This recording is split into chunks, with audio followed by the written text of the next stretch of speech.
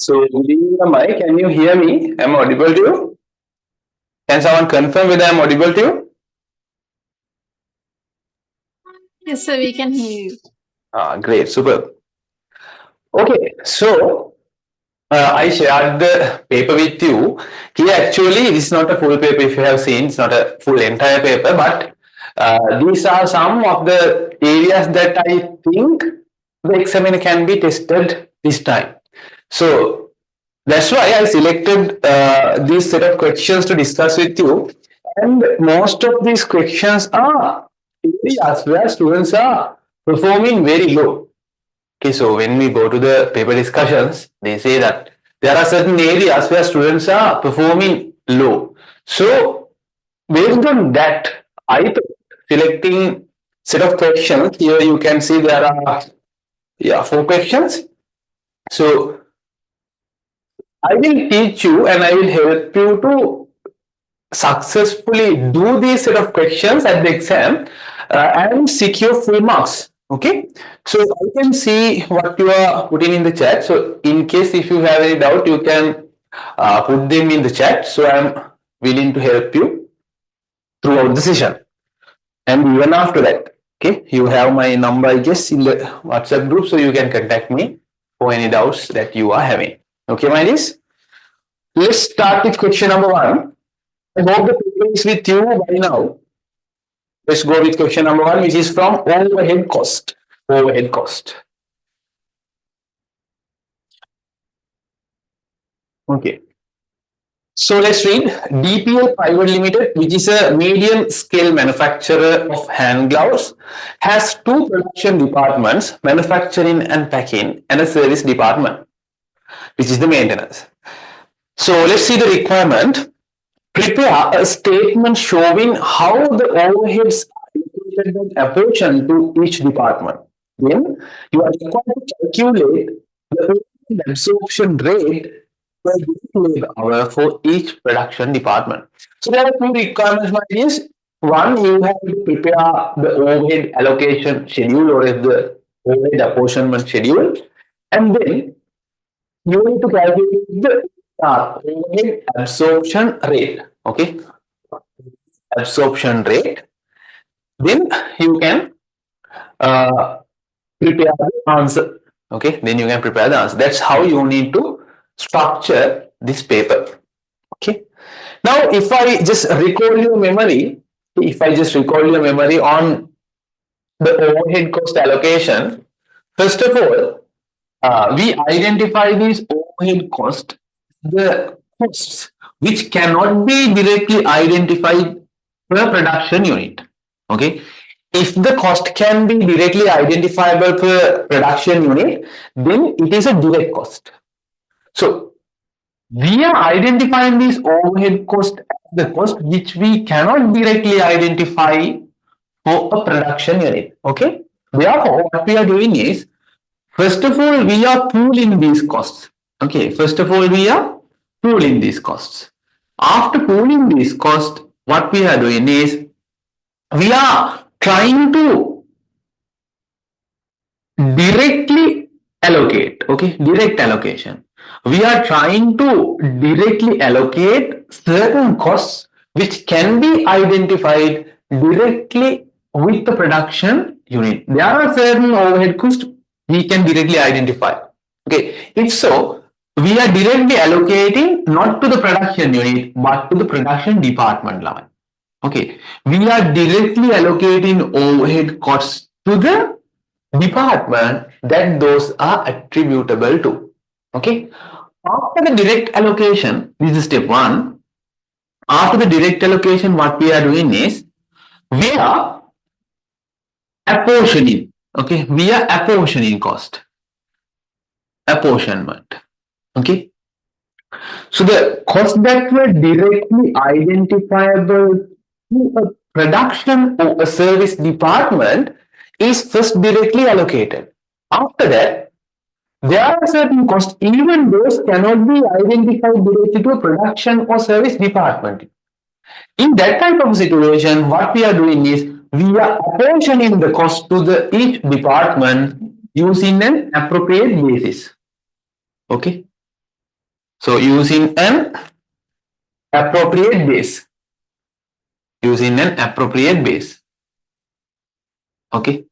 Using an appropriate base. This is the apportionment. So this apportionment will be done for both production centers and service cost centers. Okay. Both production departments and service departments.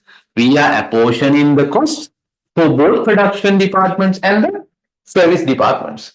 Okay.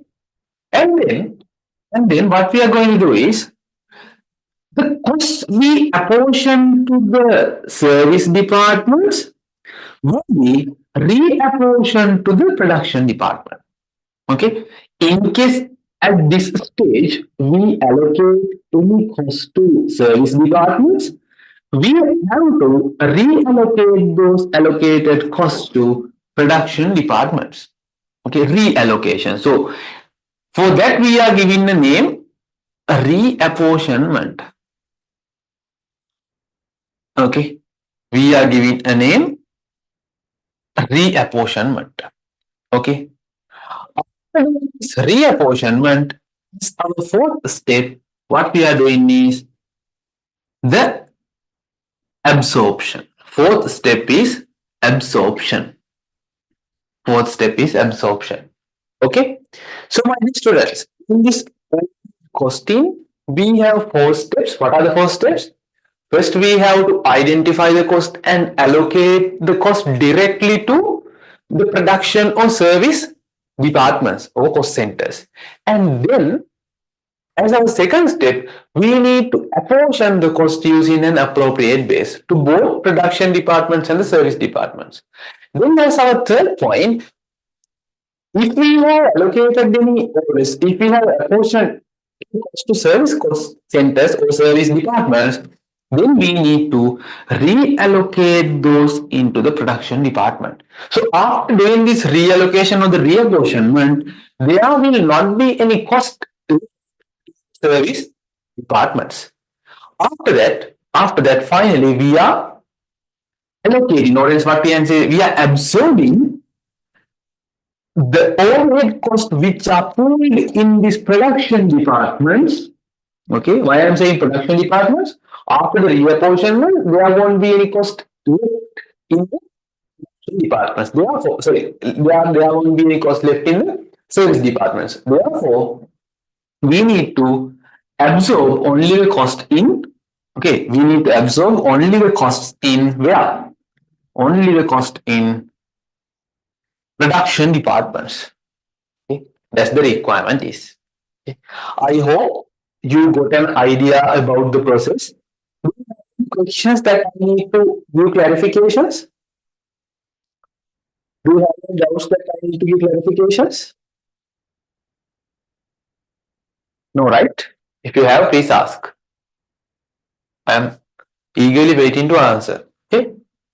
So let me erase this. Now let's start doing the calculation. Start doing the calculation. So we need to prepare a statement showing the overhead costs which are allocated and apportioned to each department. Which are allocated and apportioned to each department. Okay. So for this, we can prepare an overhead cost analysis sheet. Okay. So I am starting. If I write it here, I guess you can see. Yes. So what is the company? DPL. So DPL Private Limited overhead cost analysis. Cost analysis sheet. Okay. So in this cost analysis sheet, we have management accounting. There are no specific formats, but here we are having kind of a specific format. So first we are writing the description. Okay, the description, and then we need to have an appropriate basis. Okay, description and the basis. Okay. After that, we need to have the amount. After that, we need to have the amount in rupees.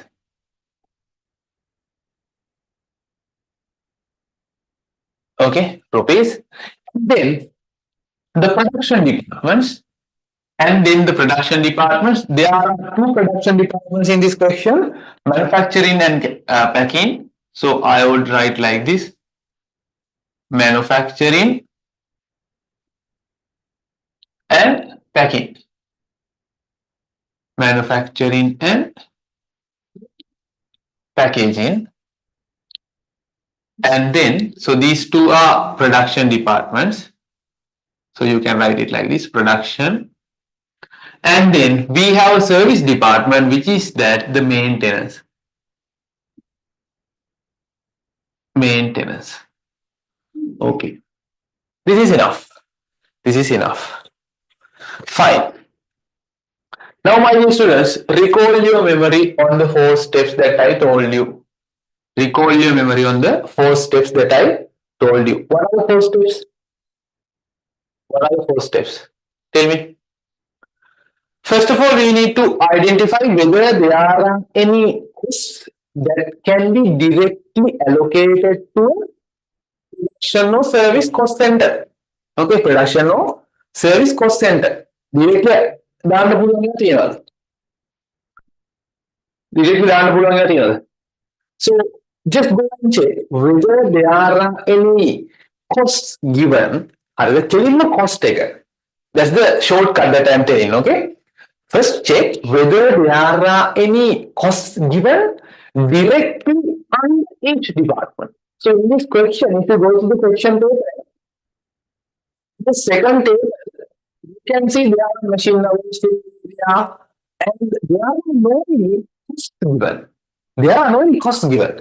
If there are any costs given directly, which is relating to manufacturing department, which is relating to the packing department, which is relating to the technical or the maintenance department, okay, given directly the cost, okay, if they have given directly the cost, then okay, you can directly allocate them. Why? They are directly identified for each cost center. There are no such. Therefore, step 1 is not applicable for this question. There are no any directly attributable, or there are no any directly allocatable expenses or the costs. Are you clear with that? So there is no any direct allocation in this question. Are you clear with that? Yes or no? Put a message.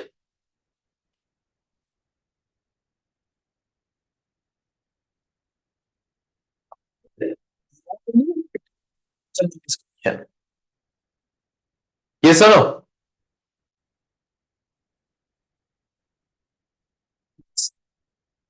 Please clear, please put a message. Yes, yes. නැත්තම් නෑ කියන්නේ. I'm not going to assume answers. Okay, I'm not going to assume answers. So please.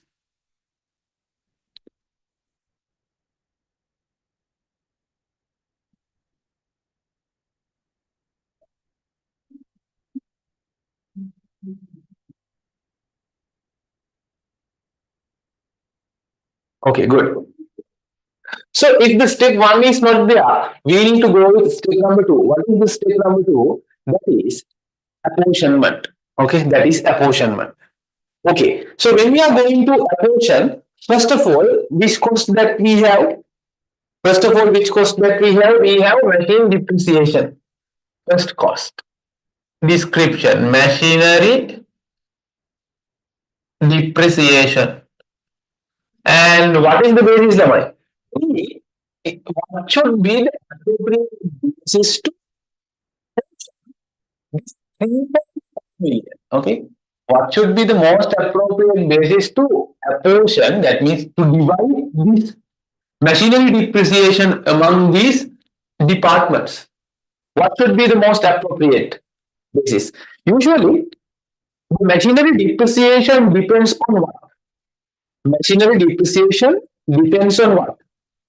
Depend on the utilization. So, Sometimes it can be straight line method. If so, they might have given the value of the space. So in this exam, if this machinery depreciation is there, you can portion them either using machine hours or else if they are given the cost of the machinery, then you can use that basis as well. In this question, the most appropriate, very good, Taruka. Taruka is so she is sending me the answer. So here, the most appropriate basis is the machine hours. So you can write machine hours. Machine hours. So what should be the proportion? What should be the proportion? So here, if you can see, it's 30 to 15 to 5. 30 to 15 to 5 hours. 300,000, 150,000, and 50,000. The proportion, sign up 15 and 30. So how are we going to allocate? How are we going to allocate? So 3.4 million divided by 50. So 50 divided by 50 multiplied by 30. So you can get the answer. Here you can get the answer. How? How you are going to get the answer? 3.5 million.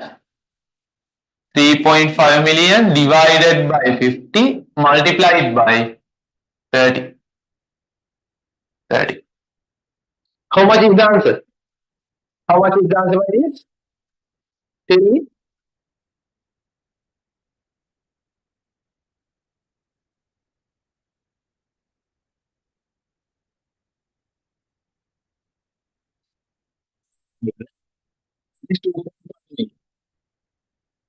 Yeah, it is 2.1 million.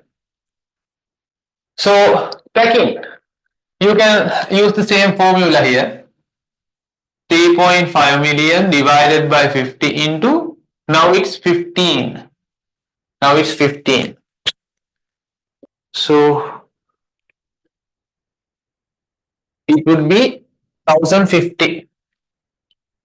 It would be 1050. And then you can get the maintenance. I'm not going to write now this one. Make a own name of the material. But the exam you can write that. In case if you wish to equation directly, you will get a wrong answer as the final answer. But if you have written this formula, you will get marks. Why? Because your formula is correct. Then the exam you know this is just an arithmetical this is just a calculation. But you know the concept, so you will get a mark here.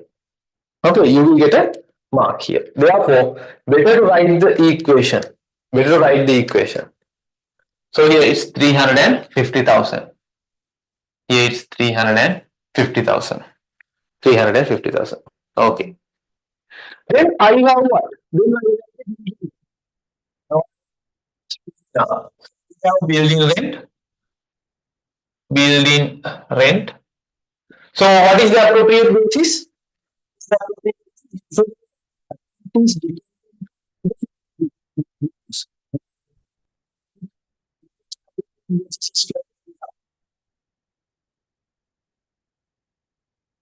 Most appropriate basis is floor area. So the total rent is 3.6 million. The total rent is 3.6 million. And here you can use the proportion. You can write the proportion. How? 21, 9, 6. So based on this proportion, you will get answers like how? It's 2.1 million, 2.1 million, 900,000, 600,000. 600,000. Okay. So how is this? 3.6 million divided by 36 into 21. This one. Okay, you can write it. You can write it. Then the next one, supervision cost. Supervision cost. Tell me what's the appropriate basis. Put in the chat. Supervision cost is 800,000. 800,000. What's the appropriate basis, Lemma? Supervision cost. What is the appropriate basis?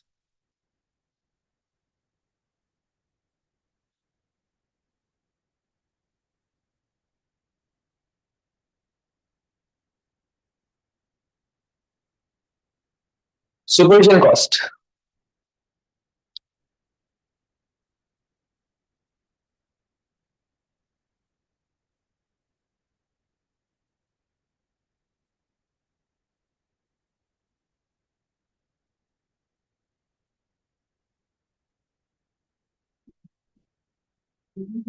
Not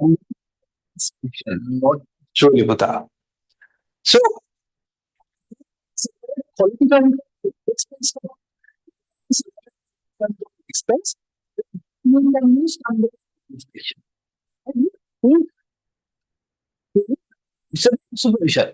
So we are supervising whom? We are supervising whom? So think in manufacturing department there are inspection employees. In packing department there are 60 employees, and maintenance department there are 3 employees. So when we are giving the cost to each department, okay, when we are giving the cost to each department, this cost should be based on what? This cost should be based on for the department where the less number of employees are there, there need to be a lesser supervision cost. So we are supervising employees. How they do the work? The most appropriate basis would be what we know. It should be the number of employees. It should be the number of employees. It should be the number of employees. So it's 361, the proportion. 361. Yes, 361. So how I can get the answer? How I can get the answer? It's very easy. 800,000 divided by 10 into 3 is 240,000. Is 240,000. 800,000 divided by 10, that means 80,000. 80,000 into 3, 240,000. 80,000 into 6, 480,000. And 80,000 into 1 is just 80,000. Okay. Okay.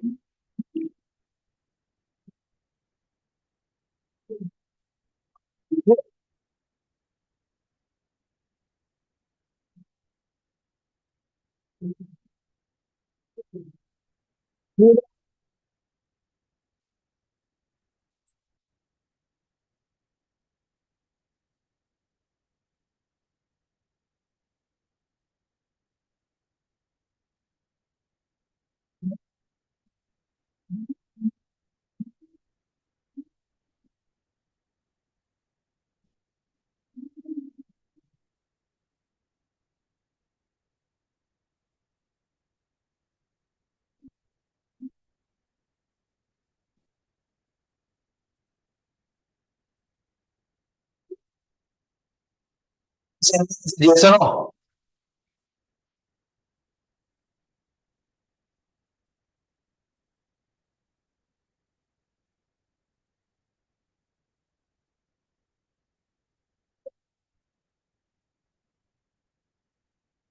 I assume that is clear. If not, please ask.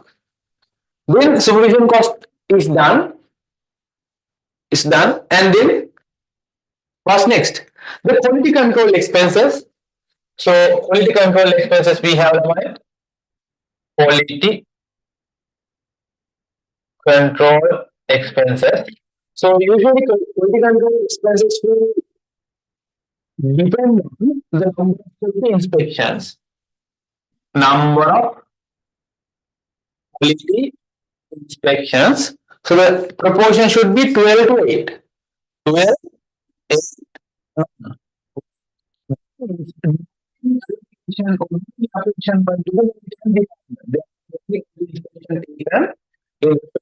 Maintenance department. So no need to allocate. Okay, no need to allocate.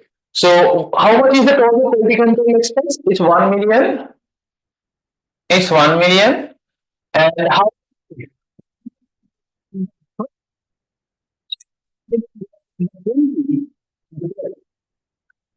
1 million divided by 20 into 12. Coordinate divided by 20 into 12 is 600,000. It's 600,000 and this should be ideally 400,000. This should be ideally 400,000. Okay. එකොල්ලට 1 million divided by 20 මේක එකතුව multiplied by 12. The proportion related to manufacturing department. Okay. And then next one, electricity expense. Electricity. So this electricity expense is depending on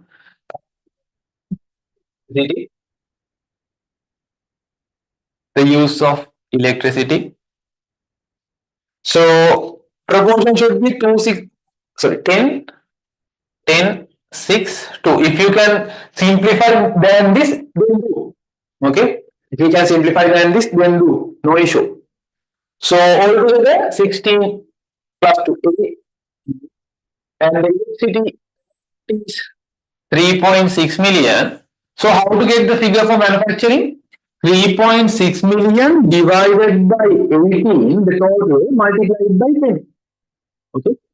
So 3.6 million divided by 18 multiplied by 10. So I will get 2 million. I will get 2 million. Okay. Then here I will get 1.2 million. How I get 1.2 million? 3.6 million divided by 20 multiplied by 6. 3.6 million divided by 20 multiplied by 6. And then for the maintenance, 3.6 million divided by 20 multiplied by 2 is 400,000. It's 400,000. It's 400,000. Okay. Done. Now, what we did was this is the step 2 level. This is step 2. We did now the step 2. Up to now, we did step 2. Okay, we did step 2. Apportionment. Then after we are doing the apportionment, we have to reapportion. Okay, we have to reapportion. How is this reapportionment? You need to get the total of each department now. You need to get the total of each department. Get the total. Get the total for each department. Here 350 plus 600 plus 80 plus 400. I got 1,430. I got 1,430. Here 1,430. And here I will get 4,030,000. 4,030,000. And here I would get 7,040,000. So here the total should be 12.5 million. The total 12.5 million. Okay, the total 12.5 million. Okay. So now I see the total cost. Department. So we are giving a name for this. Total cost in each department. In each department. Okay. In each department. Then we need to do step 3. What is our step 3? Reapportionment. Okay. Then you can write here reapportionment. Description. Reapportionment. Reapportionment. The basis of reapportionment. That is now what we are going to do. There are 1.430 million cost gathered, okay, in maintenance department. Now we need to take this 1.430 into packaging and manufacturing. Okay, so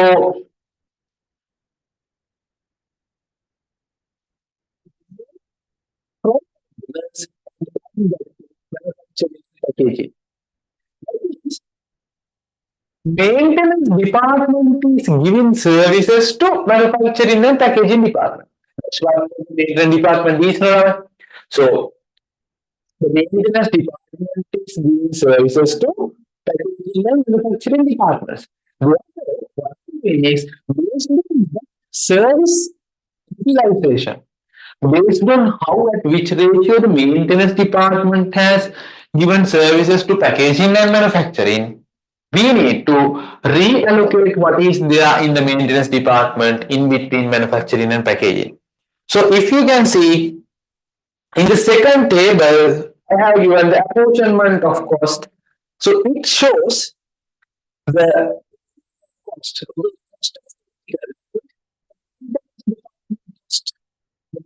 department cost reapportion based on the ratio. Okay, so here the reapportionment will be done based on the cost of technical. So it is 60% and 40%. That means Lamai, now this total 1430 will be removed.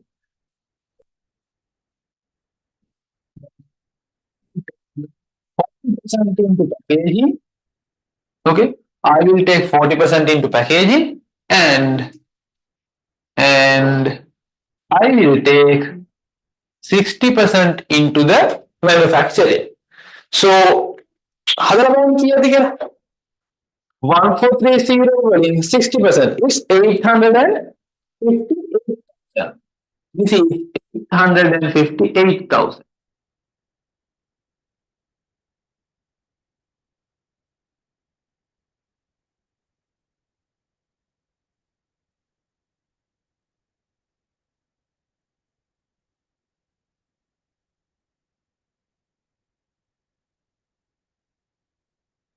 Doing this. So you can see there won't be any change to the total amount level.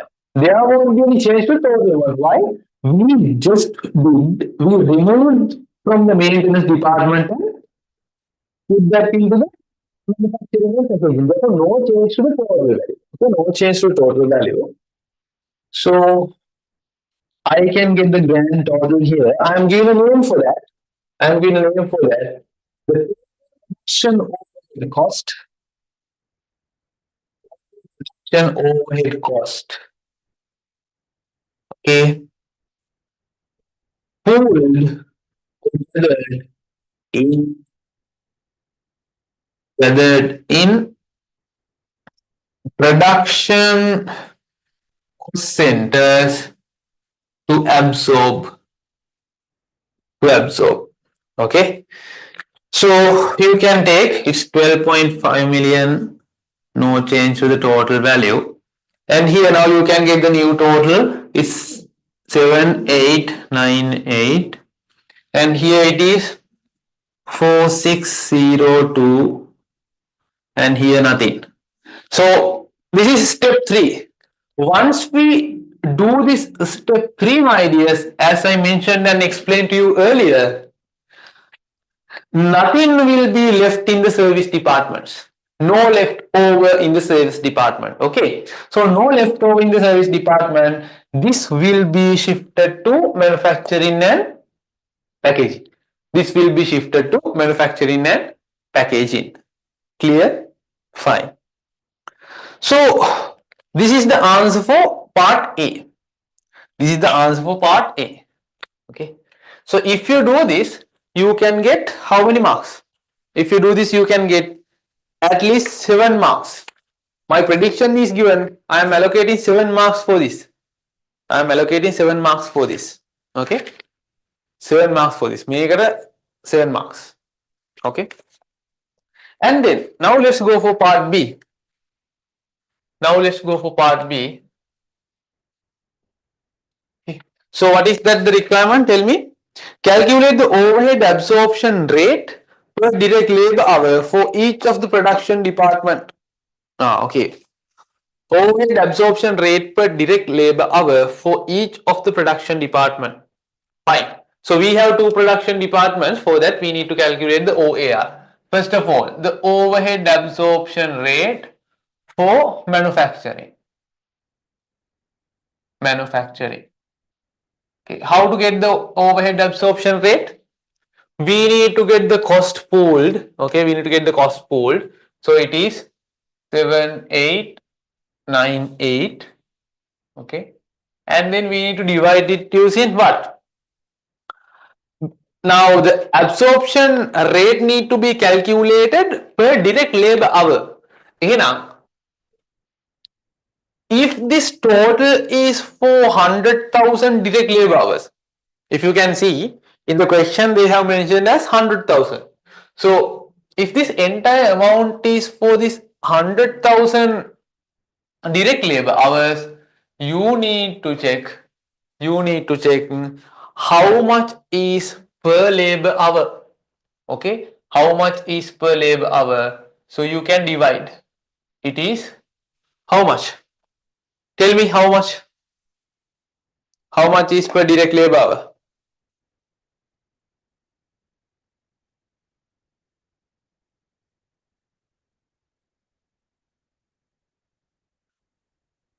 It is 79.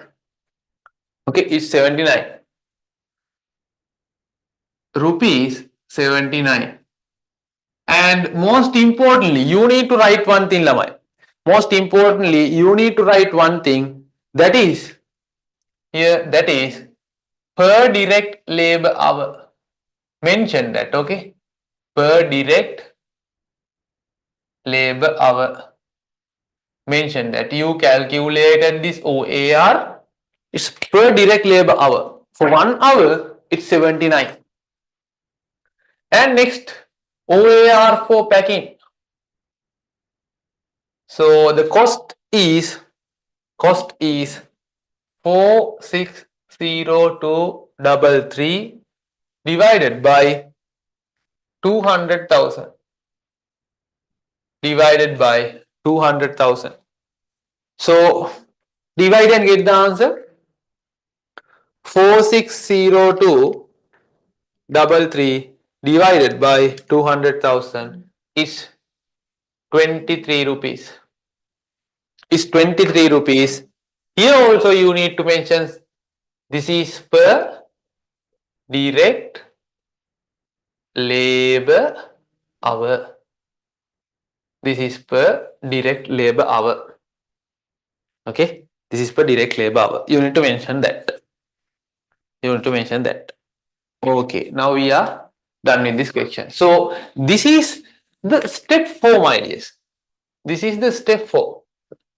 Okay, so first, if there was a direct allocation, you need to do at the exam, there might be a direct allocation.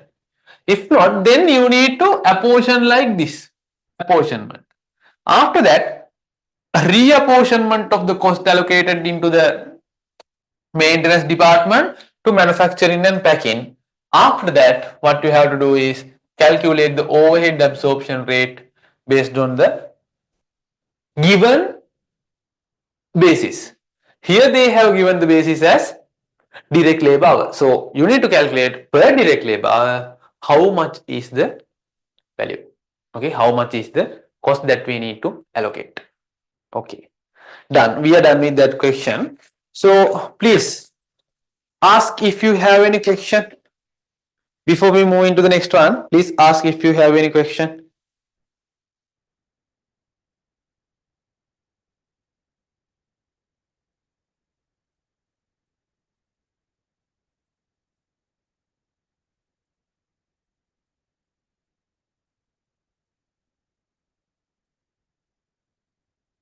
How are the marks allocated? So for the part A, you will usually get 7 marks, and for calculating OAR, you will get 3 marks. That's the usual allocation. There might be changes, but usually that's how it's happening.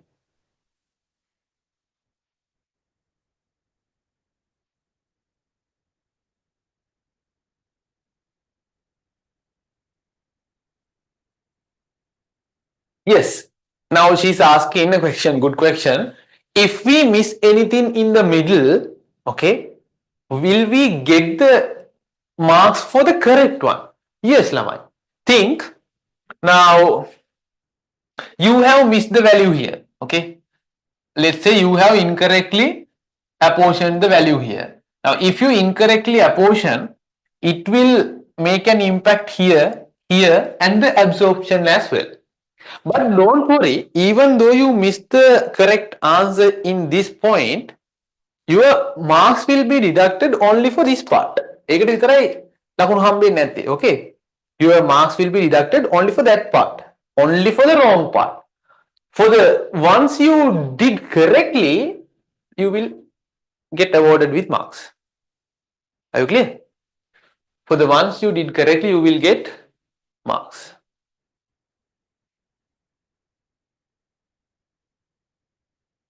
Are you clear, am I? Any doubts?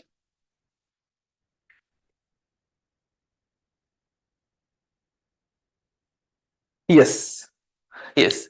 Even though your answer, final answer is incorrect, if you have used the correct figure, you come to here. That means even though this figure is wrong, if you have used the wrong figure in calculating OAR, then you will get marks. Why?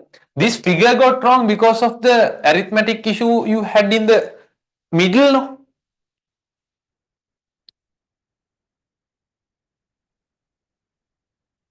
Okay, fine, good.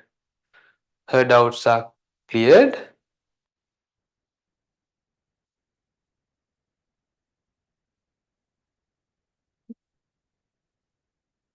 Okay, now let's go for the second one. Now let's go for the second one.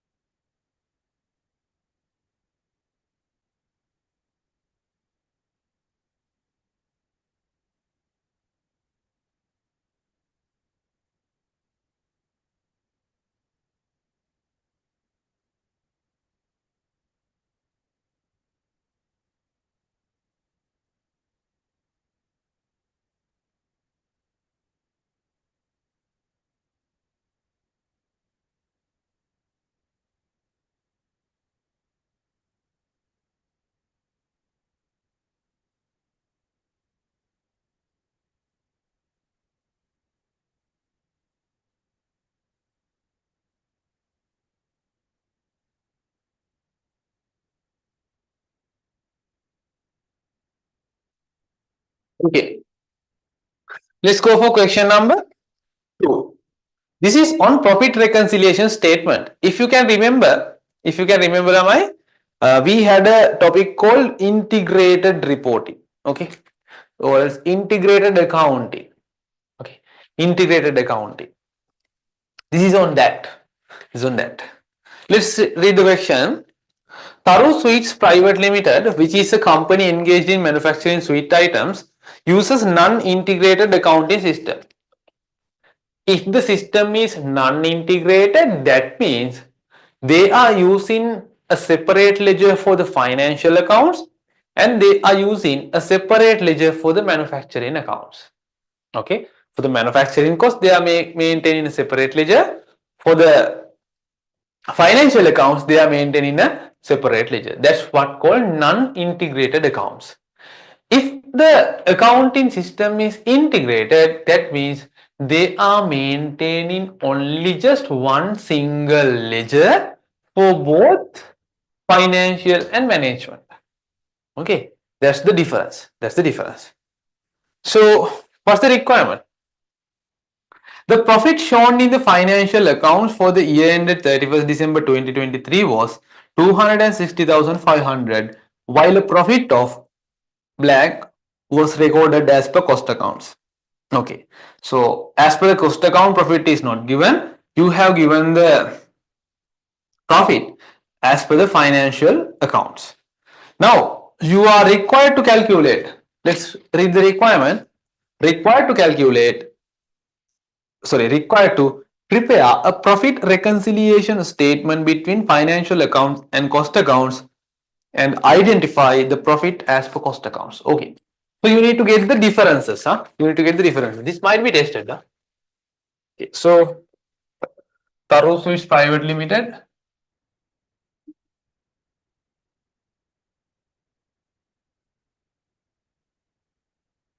Taro Sweets Private Limited. Profit reconciliation statement.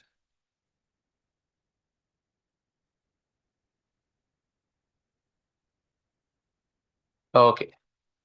Profit reconciliation statement. Fine. So let's start from the given information. What is that? The profit as per financial accounts. Profit as per financial accounts. It is 260,500. This is in rupees. 260,500. Okay.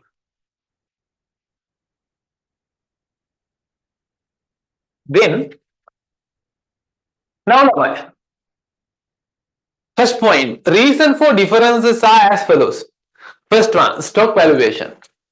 First one, stock valuation. Okay, now before we doing anything relating to this, first of all, we need to identify what is the relationship between the stock and the profit. Okay, so first of all, we need to identify the relationship stock and the cost of sales and the profit. Okay, let's take opening stock. Let's take opening stock. When the opening stock increases, what will happen to the cost of sales? So usually cost of sales is calculated as opening stock plus purchases less closing stock. Then here comes the cost of sales. So what will happen? When the opening stock goes up, our cost of sale will go up. Opening stock goes up, then our cost of sale will go up. So cost of sale is an expense. When an expense increase, what will happen to the profit? Profit will go down. Therefore, when the stock goes up, the opening stock goes up, the cost of sales will increase, and as a result, the profit will decrease. Then what will happen to the closing stock? What will happen with the closing stock? Here, when we calculate the cost of sale, we are deducting closing stock, right? We are deducting closing stock. So when the closing stock increases, when the closing stock goes up, that means we have sold less. We have sold less.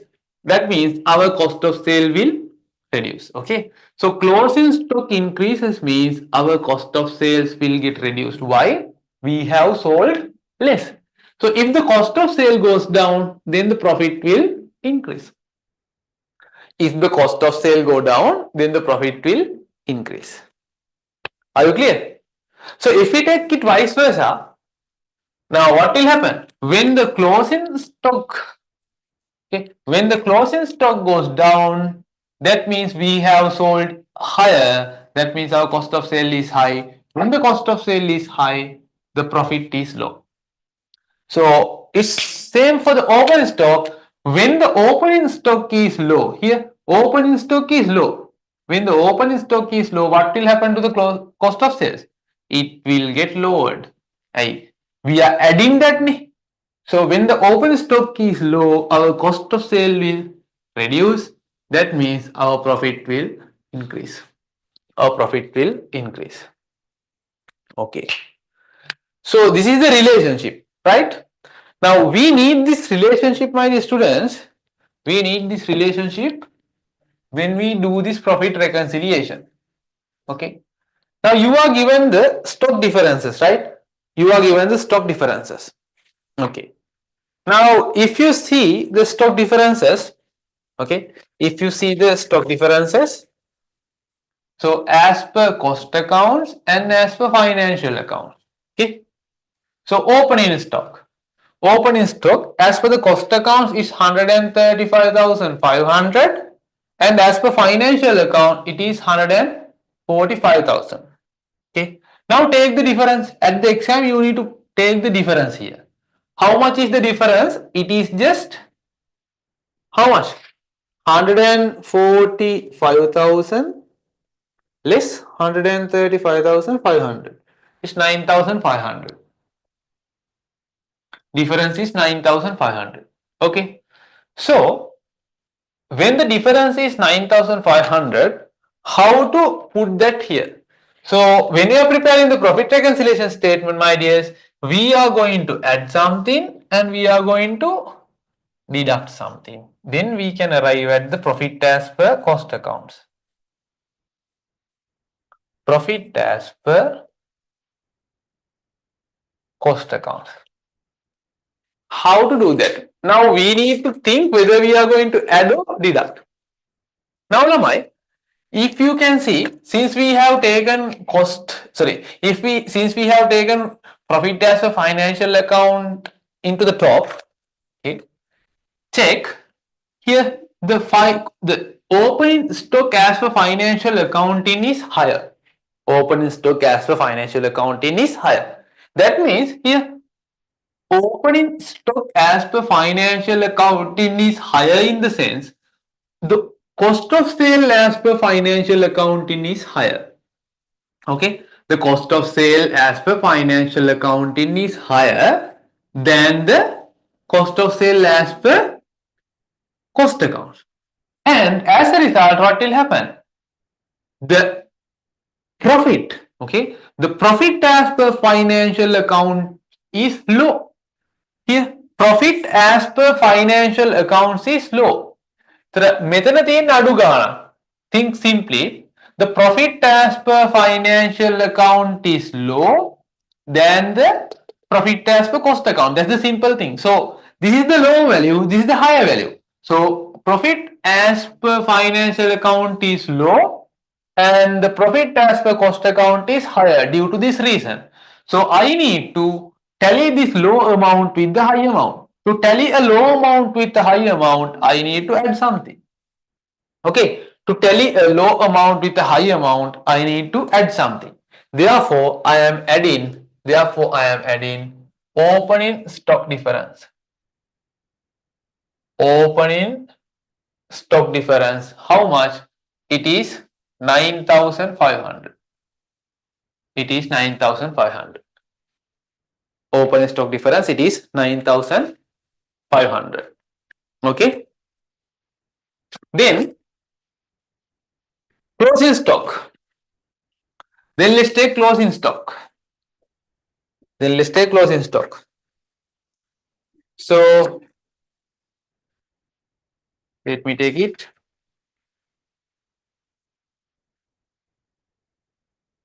Closing stock.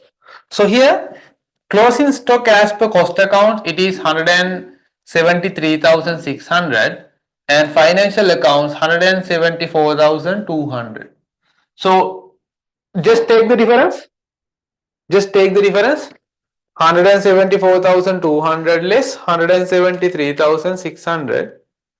The difference is just 600. And which is higher? Which is higher, my dears? I think which is higher? So the closing stock as per financial accounts is higher. Okay, the closing stock as per financial accounts is higher. So what we have to do? Now think with this rationale.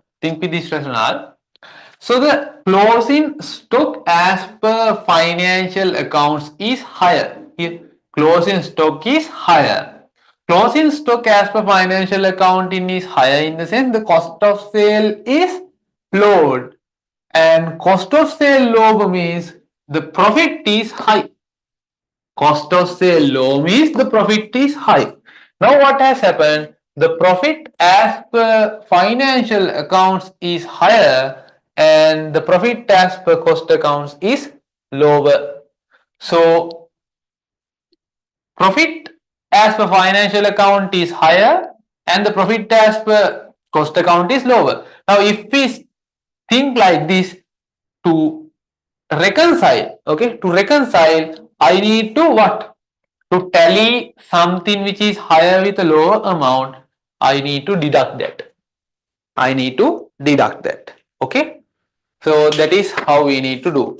Therefore, I am recording the closing stock difference. Closing stock difference. It is 600. It is 600. It is 600. Okay. So if you have any doubts, please ask, right? I am always teaching the rationale. These are not shortcuts, these are the rationales. Okay. The second one. Interest income received in fixed deposit 35,000 has been recorded only in the financial accounts. Okay. So interest income will have resulted in an increase in the profit. That income is only recorded in the profit as per financial accounts. Okay. That means what has happened? That income is not recorded in the cost accounts. Therefore, what has happened? What has happened? The profit as per financial account is high. Why? That income is only recorded in the profit as per financial account now. So the profit as per financial account is high and the profit as per cost account is low. Why the income is only recorded in profit as per financial accounts? So to match a higher amount with a lower amount, I need to remove the additional part. So I need to remove the additional part. I am removing interest income. I am removing interest income. Okay. I am removing interest income. That is 35,000. That is 35,000. That is 35,000.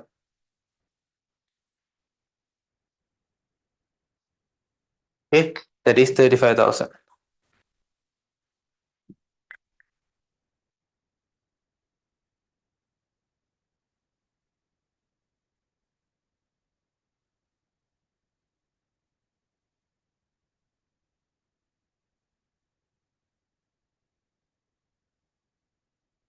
Okay. Then next one. Consulting fee 45,000 has been charged into the financial accounts where it has not been charged to the cost account. So what has happened? A cost, okay, a cost or an expense. The consultancy fee expense is recorded only in financial accounts. What has happened? An expense is additionally recorded in financial account. When we record more and more expenses, what will happen to the profit? Profit will get reduced. Therefore, here the profit as per financial account contains an additional expense. That contains an additional expense in the sense the profit is low. The profit is low now. Why? Because there is an additional expense. There is an additional expense. So now I need to do what? I need to match this lower amount with the higher amount. To match a lower amount with a higher amount, I need to add. I need to add. So I am adding consulting fee.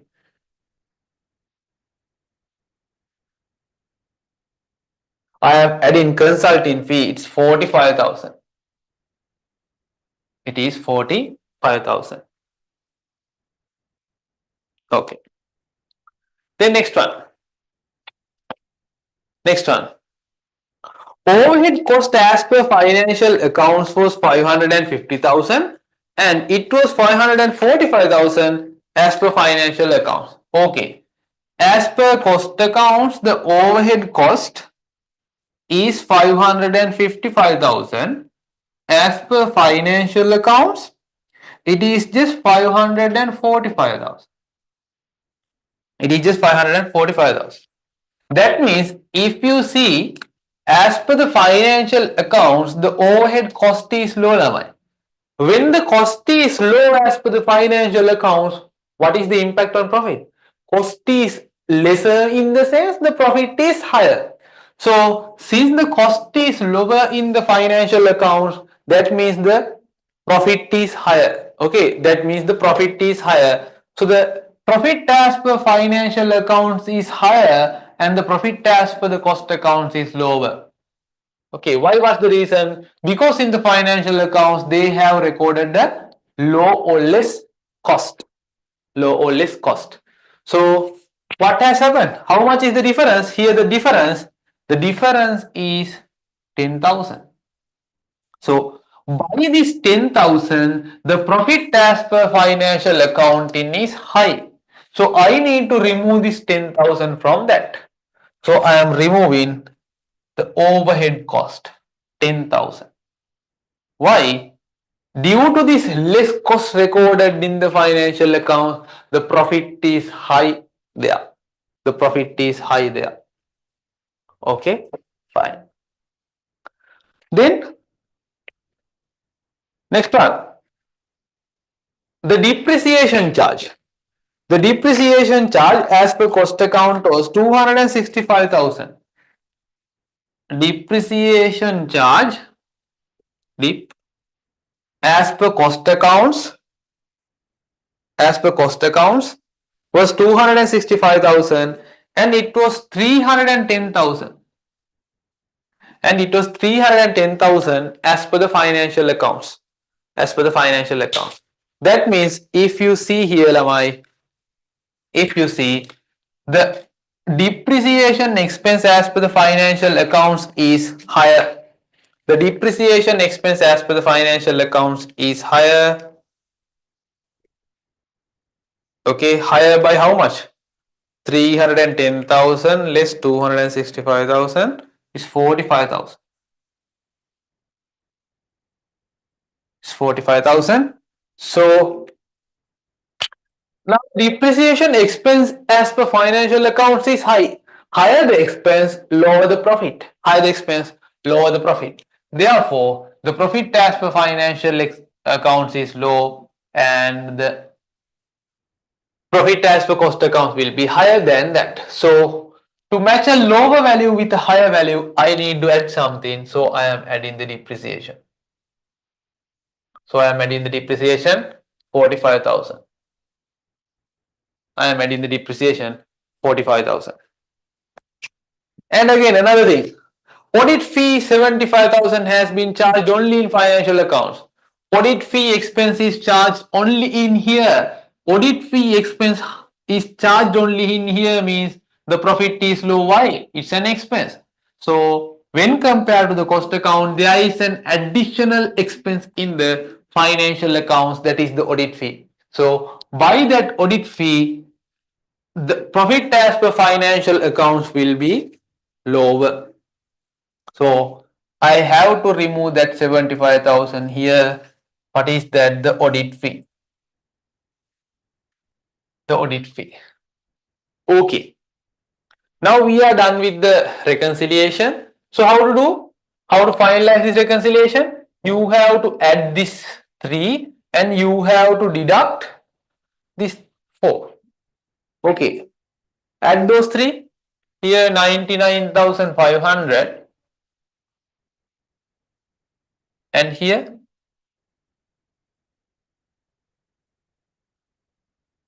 120,600.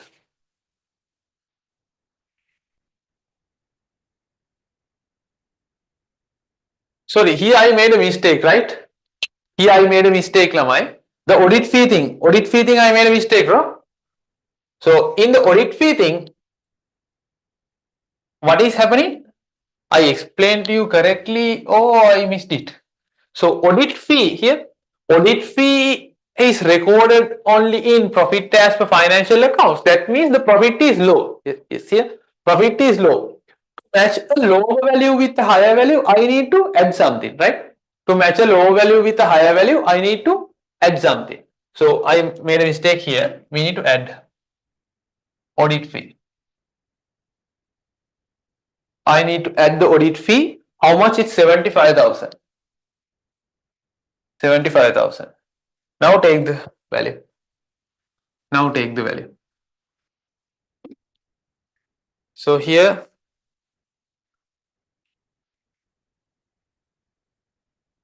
it's 174,500. I need to add, and then deduct 45,600.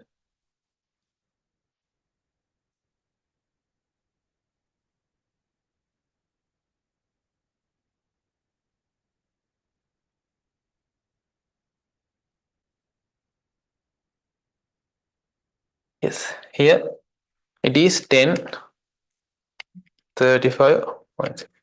Here it's 45,600. So 260,500 plus 174,500 less 45,600. It is 389,400. It is 389,400. It is 389,400. Okay.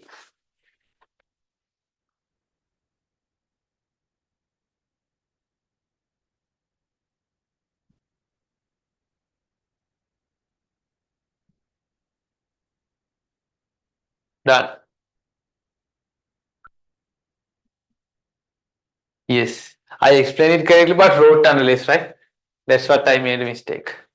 Okay. So here I need to match with the lower value and higher value. To match the lower value with the higher value, I need to add.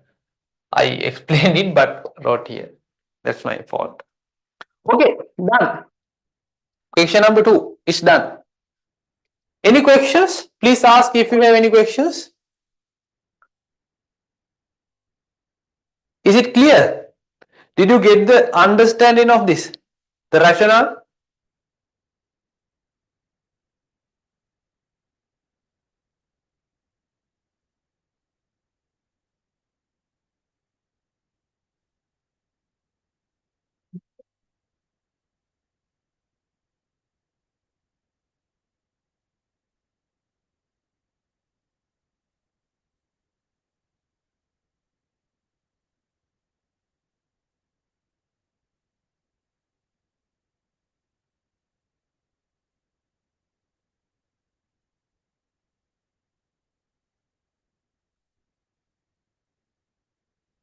$300 let me check. No, it should be 389,400. It should be 389,400. This is correct. Please double check.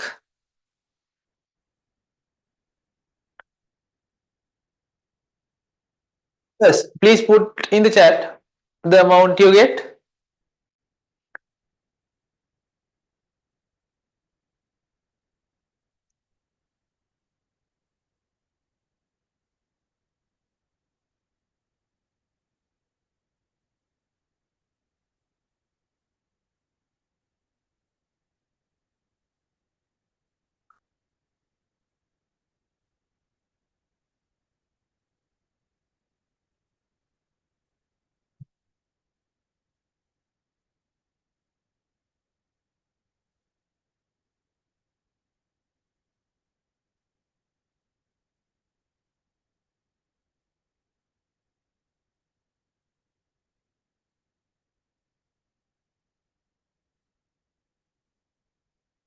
Okay.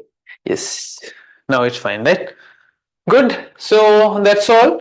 Now we can move on to the next question. Accounting for partnerships. Accounting for partnerships. Okay.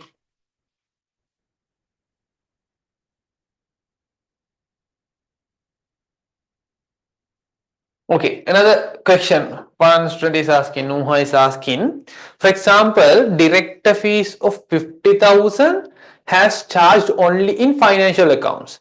Should we add or less? Now, director fee is an expense. No? That expense is recorded only in financial accounts. So that means what? In the financial accounts, the expense is higher. The expense is higher. Higher the expense, lower the profit. So as per financial accounts, the profit is low, while the expense is only recorded there, and the profit is low as per financial accounts, but as per the cost account, the profit will be higher. Why? Because they have not recorded. So here lower profit need to be tallied with a higher profit. So add. We need to add. To tally a lower amount with a higher amount, we need to add. Clear? Okay, good. Others, if you have any doubts, please ask.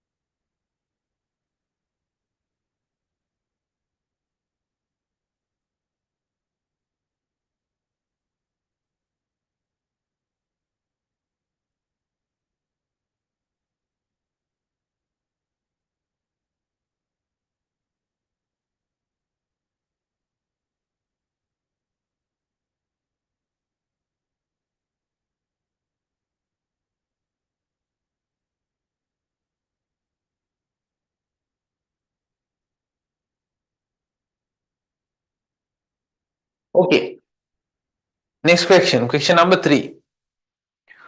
Question number 3.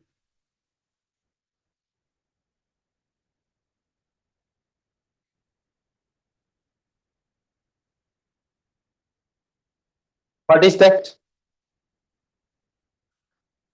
Anura, Sajit and Ranil. Good 3, right? Anura, Sajit and Ranil are in a partnership, ASR partners, sharing profits or losses in the ratio of 5 to 3 to 2 respectively. And let's see the requirement. You are required to prepare the following: partners capital account and partners current accounts. So you need to prepare both capital accounts and the current accounts. Are you clear? So you have to prepare both capital accounts and the current accounts. Okay. So let's start doing capital accounts and the current accounts. Okay. There are 3 partners, right? There are 3 partners. So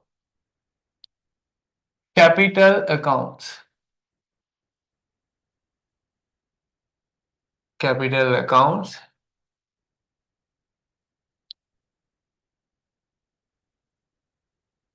Okay. There are 3, right? So 1, 2, 3. 1, 2, 3. A S R. Anura Sajit Ranil. Anura Sajit Ranil. ASR. So after the capital accounts, you have the current accounts.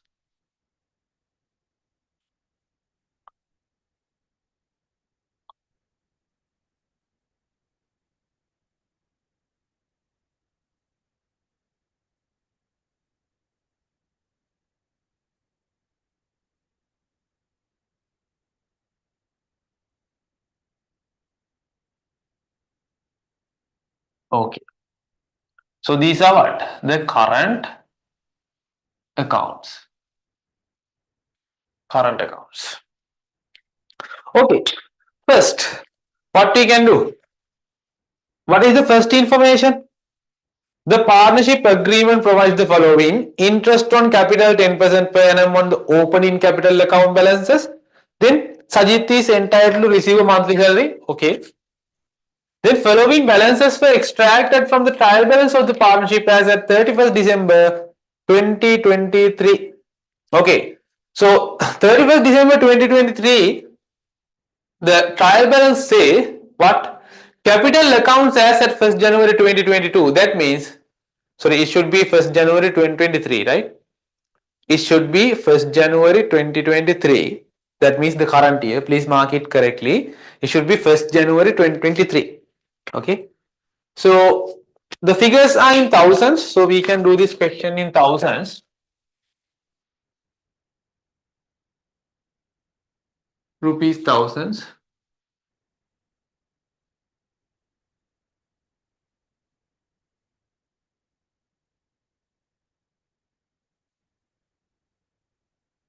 Okay.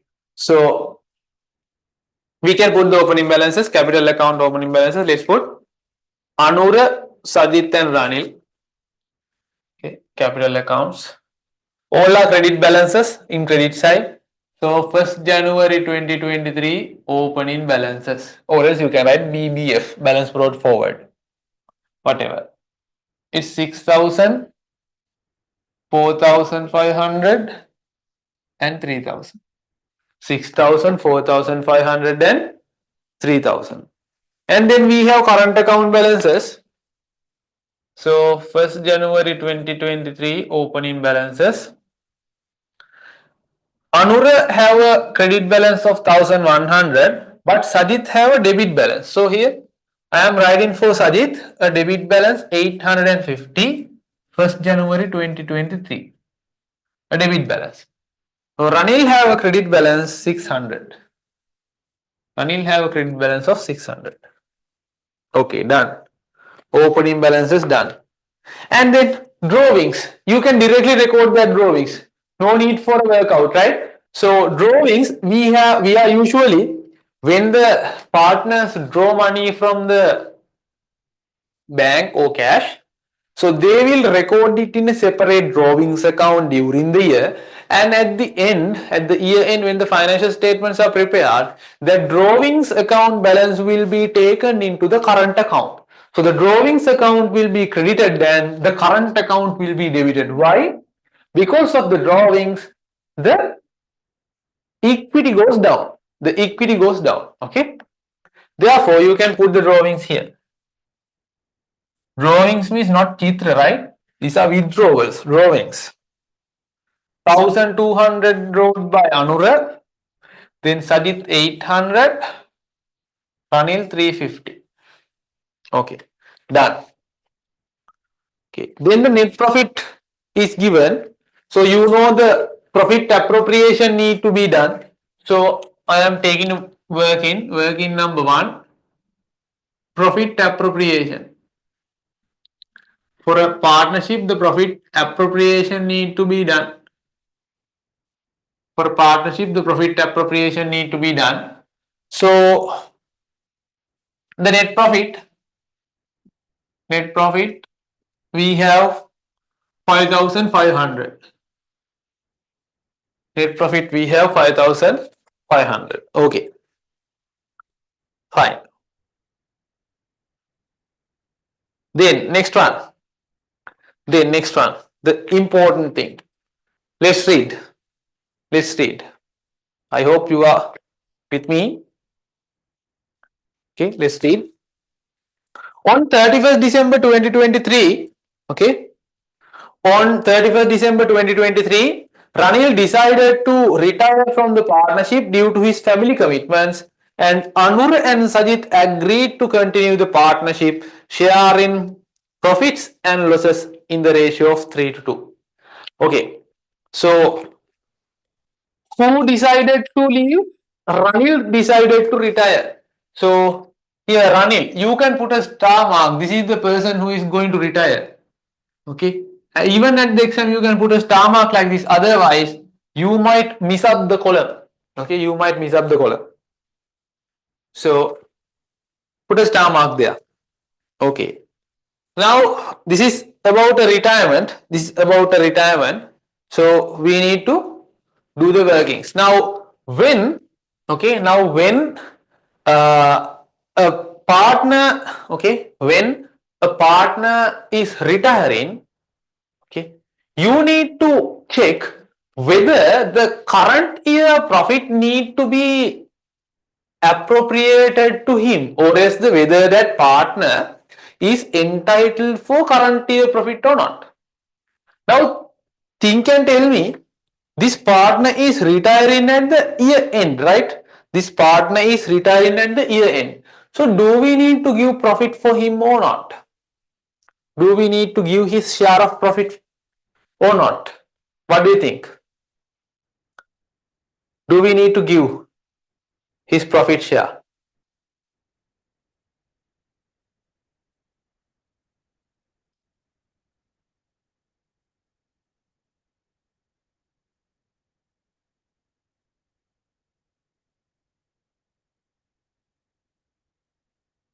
Yes. Yes.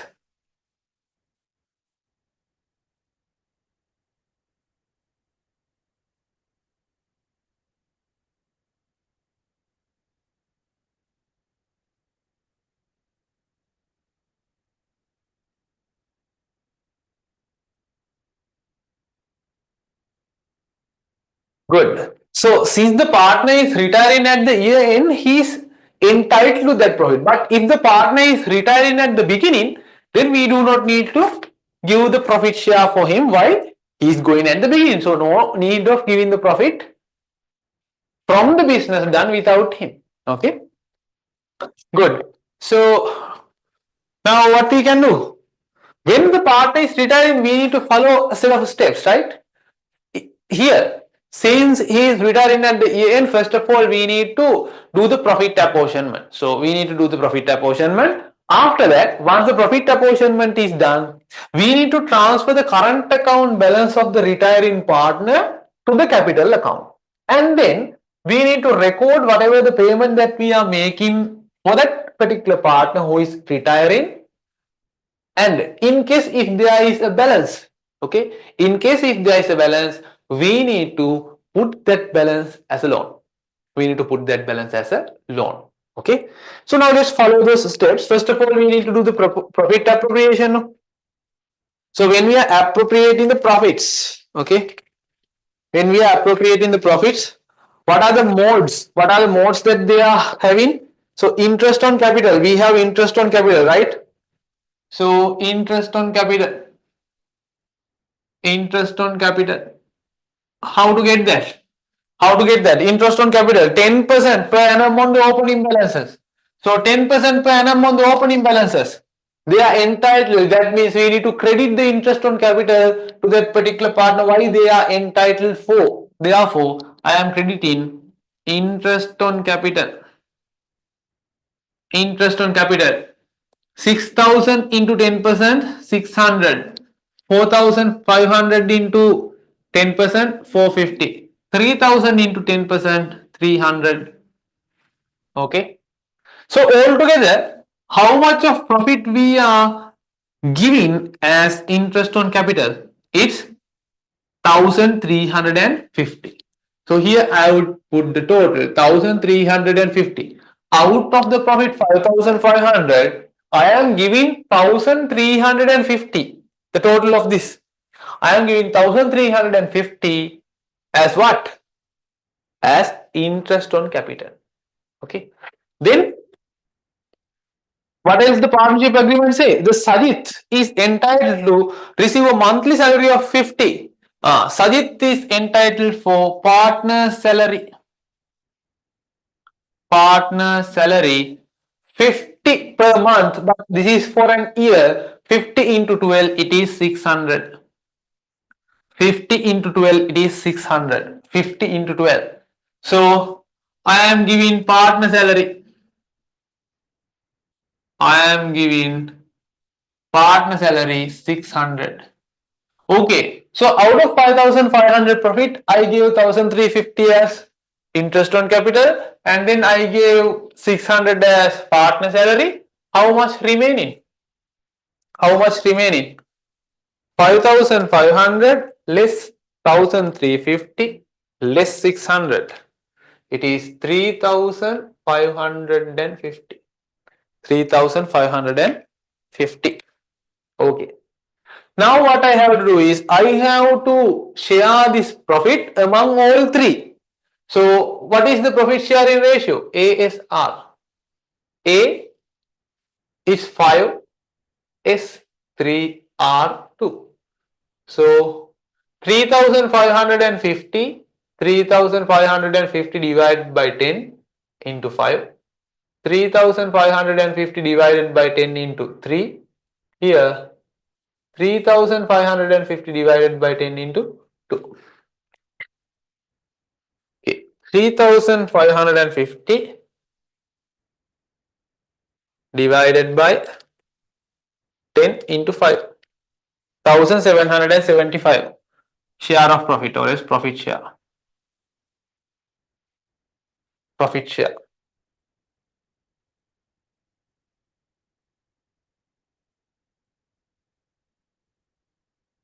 Okay. 1775, and then it is 1065, and here it is 710. This is the profit share. This is the profit share. Okay, done. Then what we do? What we have to do? We allocated the profit. Okay, done. We allocated the profit. Good. So far, so good. Then what I have to do? Then what I have to do? Then I have to do what? The goodwill adjustment and the adjustment for revaluation reserve. So the goodwill adjustment and the adjustment for revaluation reserve. So the goodwill adjustment is very easy, Raman. Working number 2, goodwill adjustment. Goodwill adjustment. Goodwill adjustment is very easy. Debit to capital accounts under new profit sharing ratio. New profit ratio, based on the new profit ratio, debit to the capital accounts, the goodwill value, and then credit to the capital accounts based on the old profit sharing ratio. Based on the old profit sharing ratio. That's how we need to do. Okay. So the total goodwill value is 1500.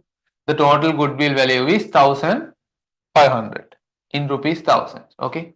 So this 1500 need to be debited to the capital account under new profit sharing ratio. Okay, I am going to do that. Goodwill. Goodwill. So how to get the new profit sharing ratio? New profit sharing ratio is 5 to 3. Okay, new profit sharing ratio is, sorry, not 5 to 3, 3 to 2. 3 to 2. Okay, new profit sharing ratio is 3 to 2. Here it's 3 to 2. I guess you can see. Yes, 3 to 2. Okay, and old one is 5 to 3 to 2. Okay, now let's do. So the total goodwill is 1500. 1500 divided by 5. 3 plus 2, 5. 1500 divided by 5 into 3. 1500 divided by 5 into 3, it's 900. So debit to under 900, that means 1500 divided by 5 into 2, debit to Sajid. This is the new profit sharing ratio. And I need to credit the same capital amounts at the old profit sharing ratio, that is 5 to 3 to 2. 5 to 3 to 2 in the sense 10. So 1500 divided by 10 into 5, it is 750. Then it is 450, and here it is 300. It is 300. Okay. So this is splitted based on the old ratio. This is splitted based on the new ratio. New ratio. Okay. That's how you need to do the goodwill adjustment. That's how you need to do the goodwill adjustment. Then next one. Next one. The non-current assets of the partnership. The non-current assets of the partnership were revalued on 31st December 2023 as follows. Non-current assets were agreed to be carried at revalued amounts in the partnership accounts. Okay. So the revaluation adjustment. Work in 3.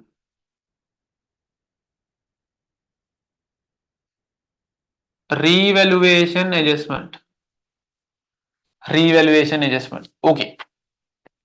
So here we need to calculate the revaluation gain no loss. Okay, revaluation gain no loss. To calculate the revaluation gain no loss, I need the revalued amount and the carrying amount. So as per LK 16, we are identifying whether there is a gain or loss for revaluation based on the difference between the carrying amount and the revalued amount. Okay. So there we have revalued lands and buildings. Okay. The revalued amount as at 31st December 2023 is 700 and the carrying amount is not directly given but the cost and accumulated depreciation given. So it is 5,500. How I got this?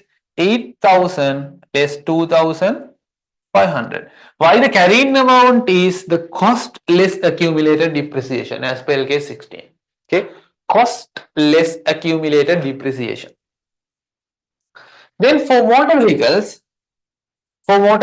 we have the revalued amount as 3,500 and here it is 2,600 the carrying amount. 4,000 less 1,400. Okay, my dears. Now, how to identify whether it is a gain or loss? Gain or loss. How to identify? So here, how to identify? We had 5,500 recorded in our books, but the market value is 7,000. That means these lands and buildings are worth more than 5,500 up to 7,000. So 7,000 less 5,500, there's 1,500, that is a gain. So 1,500, that is a gain. Why? Because even though we have recorded it as 5,500, it is more worth and we can increase the value in our books. Okay. Then next one. Here, even though we have recorded in our books as 2,600, it is actually worth 3,500. So here we have a gain of 900.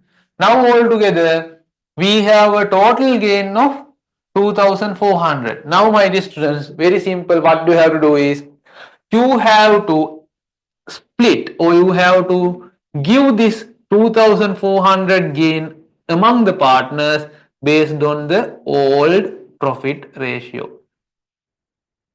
Okay, you need to give this based on the old profit ratio. That means you need to split it between A, S, R based on 5:3:2 ratio. Based on this 5:3:2 ratio, you need to give. Okay, so this is the revaluation gain. 2,400 divided by 10 into 5, 1,200. Then 2,400 divided by 10 into 3, 720. 2,400 divided by 10 into 2, 480. So revaluation gain was recorded.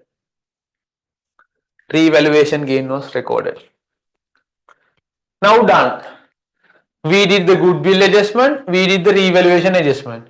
Now, the next part relating to this current accounts. I need to do what? I need to transfer the current account balance of the retiring partner to where? To the capital account. Okay. So I am going to do that. Take the total here, 1,610. 1,610 and here I am transferring that to capital account. I am transferring this to capital account. 1610 1610 less 350 is 1260. 1260. Here I debited the current account. Debit to current account, credit to capital account. If we get this balance in other side, then credit to current account, debit to capital account. Are you clear? Devattamaru. 1260. This is current account. This is current account. Okay. Then what I have to do is the last point in the question, if you see the last point, it was decided to transfer the amount payable to Ranil at his retirement to a loan account. Okay. So this is the total amount that Ranil is entitled. The total amount Ranil is entitled is the total of this 1260 plus 480 plus 3300. It is 5040. Here it is 5040. This entire 5040 need to be transferred to this entire 5040 need to be transferred to where? The loan account. We transfer to the Ranil's loan account. We need to transfer it to the Ranil's loan account. Okay. Then you can balance off the other accounts. So here, let me take the figures. Here 2115. Here 3475. 3475 2115. So balance carried down. No balance to carry down in Ranil's current account. Okay. And the balance brought forward, nothing. Why? Current account is now not applicable. He is retired. And Anura. In Anura we have 2275. 2275. And Sajit we have 465. 2275 and 465. 465. Okay. Then the capital accounts. Here 5670. Here 7950. 7950. 5670. Balance carried down 7050. 50,070. Balance brought forward 7050 and 5070. 5070. This is the answer. Okay. So now if we recall what we did, if I summarize what we did, so first of all I draw the accounts. You also need to do that. Then you can put the opening balances and the drawings if there are any. And then depending on whether the partner is retired at the beginning or at the end, you need to decide whether to go first profit apportionment or not. Okay. If you think that we need to apportion the profit for the retiring partner or the incoming partner, then first of all apportion the profit and then do the goodwill adjustment and then do the revaluation adjustment. After that, if it's a retiring scenario, you need to take the current account balance into the capital account and then the capital account balance need to be transferred to loan account unless they pay in cash. If the company is if the partnership is paying in cash, then here before you are transferring this value into the loan account, you need to record that cash payment. Credit to cash, debit to the capital account. Credit to cash, debit to the capital account. Okay, so likewise, you need to record. Okay, are you clear, guys? Please tell me, are you clear? Do you have any doubts?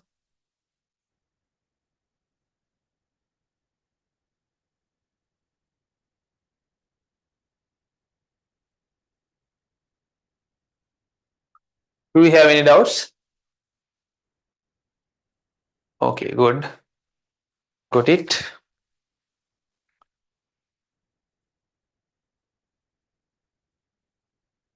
How 600 came for partner salary? Now, in the first point, if you see in the first point, the partnership agreement provides following. There it says Sajit is entitled to receive a monthly salary of 50,000. Monthly 50 into 12 months. Monthly 50, 50 into 12, it is 600. Are you clear?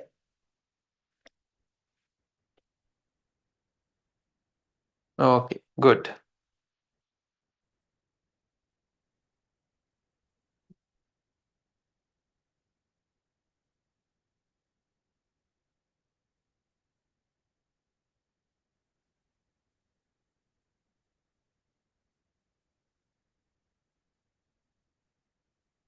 Good, fine.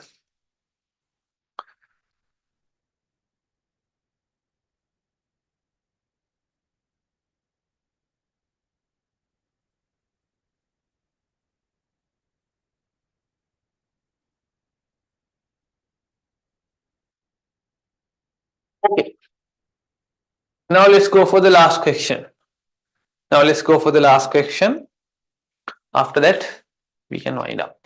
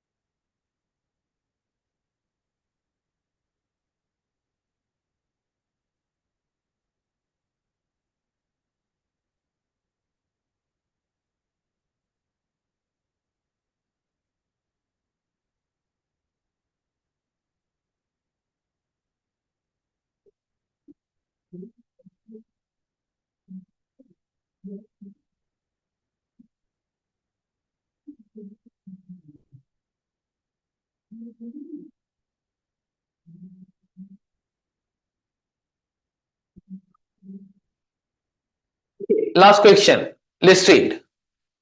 Let's read the last question. Slim Sports Club is providing sport facilities to its members while running a restaurant and renting its sports equipment to external events. The requirement: prepare the following: restaurant trading account for the year ended 31st December 2024 and the income and expenditure account for the year ended 31st December 2024. Okay. So first, let's rule that one. Slim Sports Club. Slim Sports Club. Slim Sports Club. Restaurant trading account.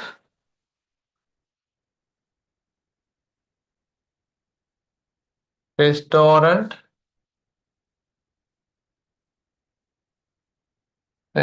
trading account for the year ended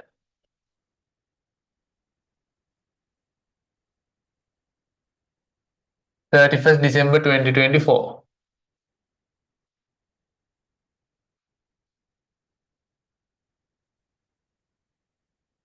December 2024.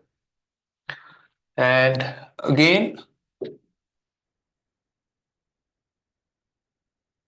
Slim Sports Club.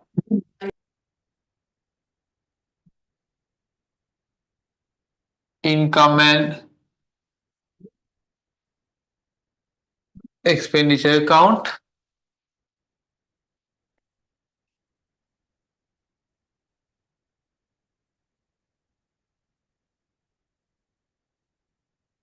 For the year ended 31st December 2024. Okay.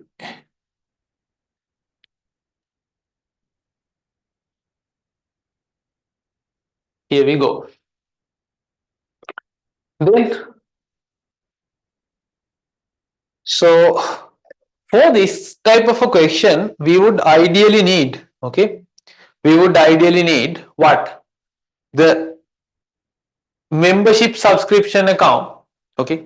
We would ideally need the membership subscription account and some other information as well. Okay, so at the same time as we work in, let's prepare that membership subscription account. It might be useful. Membership subscription account. Okay, good. So this entire question will be done in rupees thousands. In rupees thousands. In rupees thousands. Okay. Good. Now we start doing. So the receipts and payments account is given and assets and liabilities were given. So let's start with the assets and liabilities. Okay. Trade payables and that means the suppliers. Okay. This lemma, the supplier balances. The supplier movements are given for what? Supplier movements are given to identify or given to calculate. Okay. Given to calculate. How? It is given to calculate the purchases. Why? Now, if we go to the restaurant trading account, okay, if we go to the restaurant trading account, in this restaurant trading account, there would be sales and there would be cost of sales. Okay. How this cost of sales calculated? Opening stock plus purchases less closing stock. Closing stock. Okay. That's how we need to do. So that is what even mentioned. For that purpose, you are given with the trade payables. So if you prepare the trade payables account, you can calculate purchases. How? So this is the trade payables account. So you have the opening balance. How much is the trade payable opening balance, my dears? It's 1200. 1st January figure 1200 opening balance. Okay. And when you do purchases, okay, these purchases will be credited to the trade payables account and debited to the purchases account. Okay. Then you will make payments. Okay. You will make payments. Now check whether we have made payments to the suppliers. Yes, we have made 7200 worth payments to the suppliers. Okay.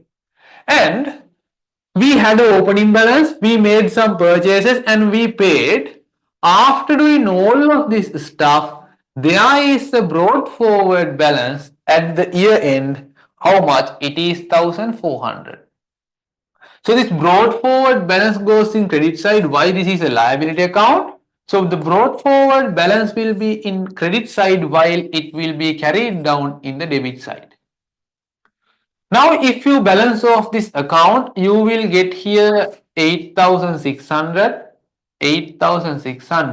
and the difference would be the purchases. I would say it is 7400. Okay, so you can do a reverse calculation and you got these purchases. So that is what for what you are given the trade payables. Okay, 7,400. Done. Then the membership subscription details are given. Hope it's understood. Then the membership subscription details are given. Membership subscriptions received in advance. Received in advance. So when the income is received in advance, it's a liability. So opening received in advance. Opening received in advance. Opening received in advance. It is 400. It's a liability. Therefore, I am putting it in the credit side. And we have a closing received in advance as well. We have a closing received in advance as well. Okay, let me put that. So closing received in advance. That is in again in the credit side. So closing received in advance, that is 200. So it will be carried down from here. Carried down.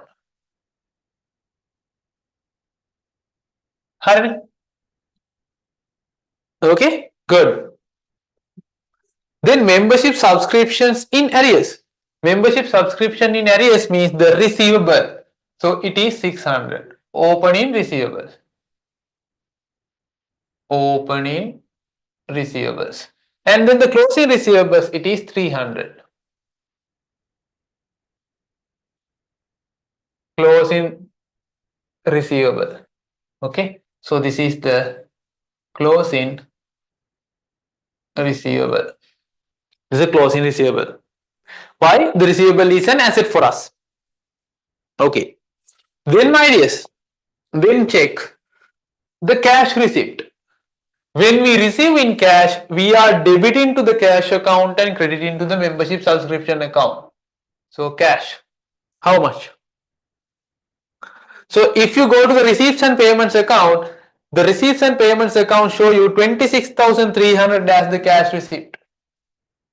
26,300. So 26,300, 26,600, that is plus 400, that means 27,000. Right? So it is 27,000 and here also 27,000. If you go and balance off this account, you will get the membership fee income. Membership fee income. How much? How much? 26,200. 26,200. This need to be taken as an income. This need to be taken as an income. Income. So I am taking it as an income, 26,200. 26,200. What is this? Membership subscription. Membership subscription. Okay. Membership subscription. Done.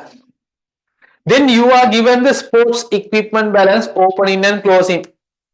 Sports equipment.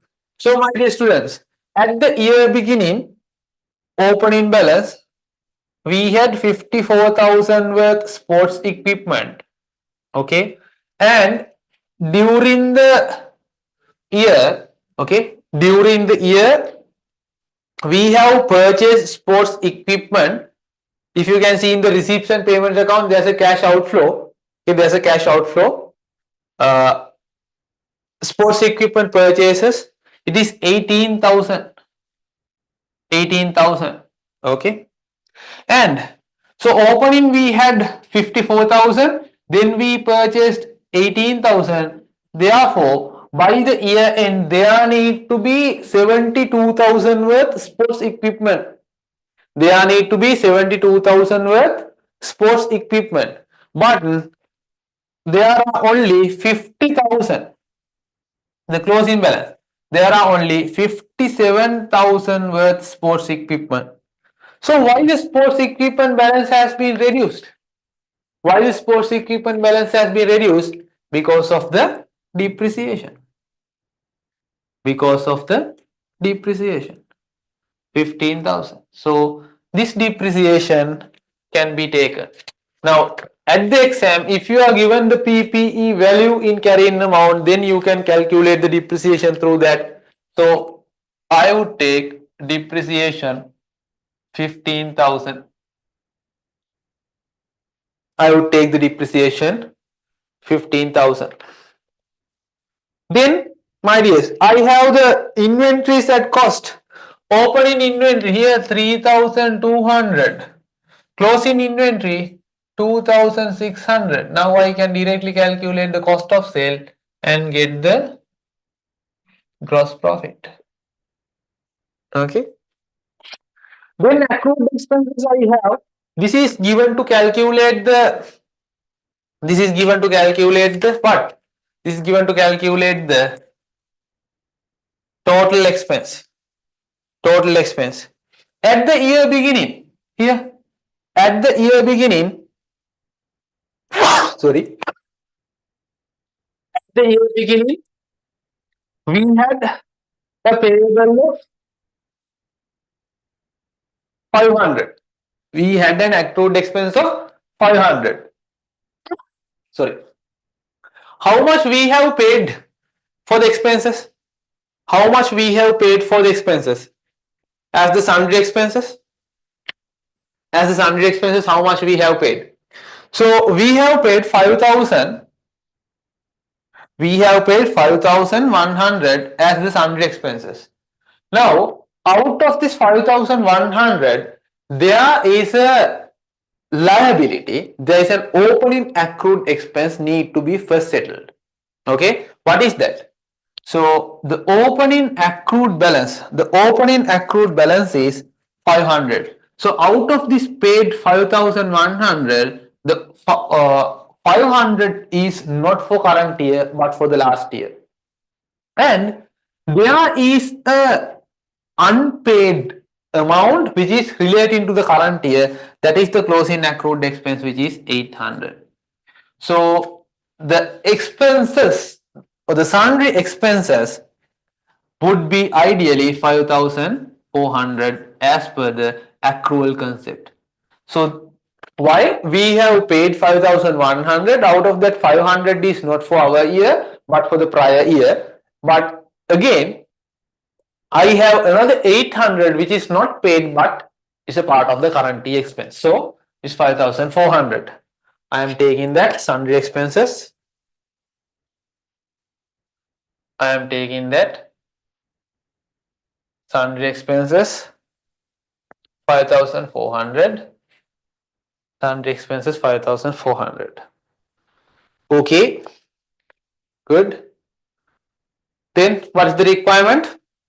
Donation should be recognized as an income for the period. There were no addition or disposal of PPE apart from the sports equipment purchase. So that's what we considered. So donations is an income.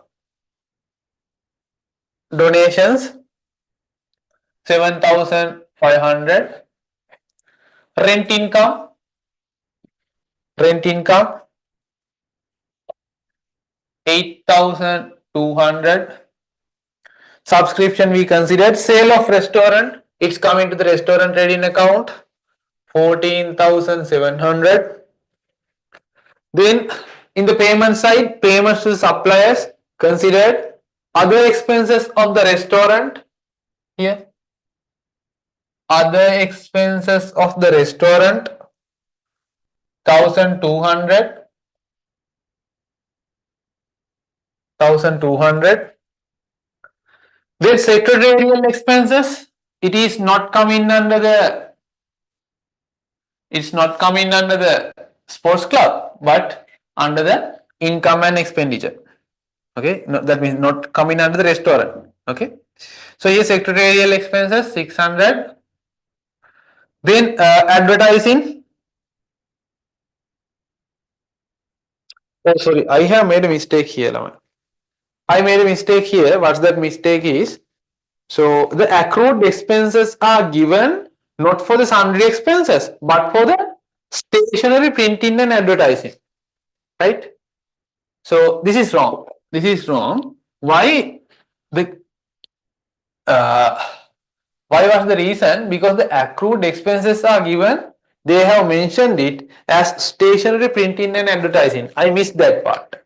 So my dear students, again let's do that. So the amount paid for stationery printing and advertising 1500. Okay. Out of that, the cash paid, out of this cash paid, the opening balance, the amount opening is how much? 500. This 500 would be initially paid, and there will be a closing balance accrued which is not paid yet but is a part of the expense. So it is 800. So altogether it would be 1800. It would be 1800. So it is 1800 as per the accrual concept. So my dear students, stationery printing and advertising, it is 1800. So if at the exam this kind of opening and closing accrued expenses are given, then you need to take what is relevant to the year, not the cash paid, but what is relevant to the year. Okay. So done. Sports equipment and the sundry expenses 5100. Okay, all the information we considered, we can calculate the figures, we can calculate the final answers. Here you can get the cost of sales 3200 plus 7400 less 2600. The cost of sales is 8000. So 6700 would be the gross profit and 1200 other expenses, 5500 the net profit. Net profit from the restaurant. And this net profit from the restaurant would be a part of the total income of the Slim Sports Club. So here net profit from a restaurant, it is 5500. So you can get the total income, then you can get the total expenses. Take the answer. Take the answer. Total expenses would be 22,500 and the total income would be 47,400. So 47,400 income, 22,500 expenses.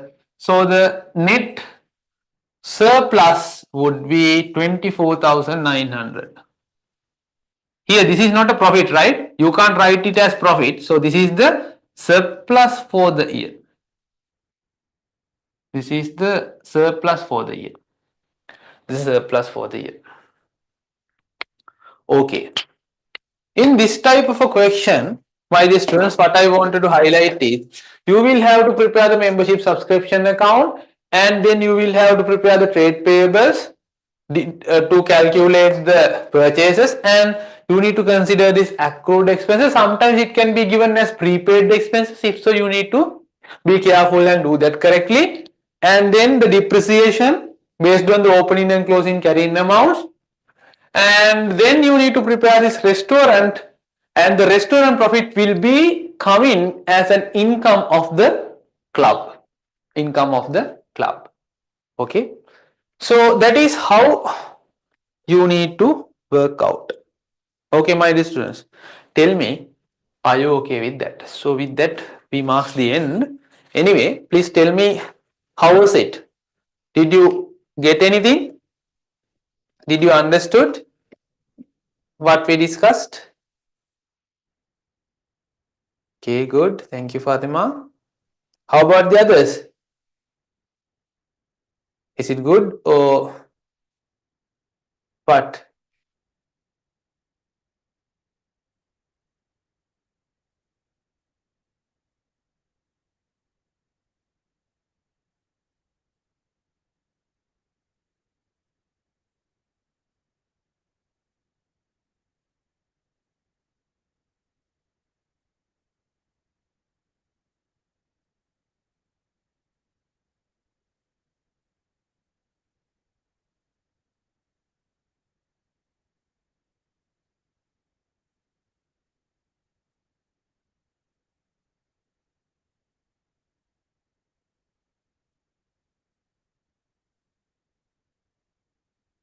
okay, so fine.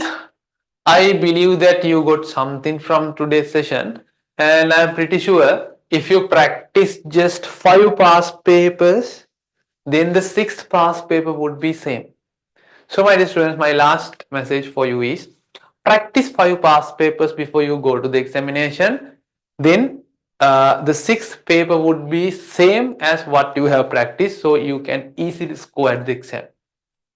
Thank you very much for joining with us and have a good night. And I'm wishing you all the very best for your upcoming exam. Thank you very much. Good night. Yes, there's one question.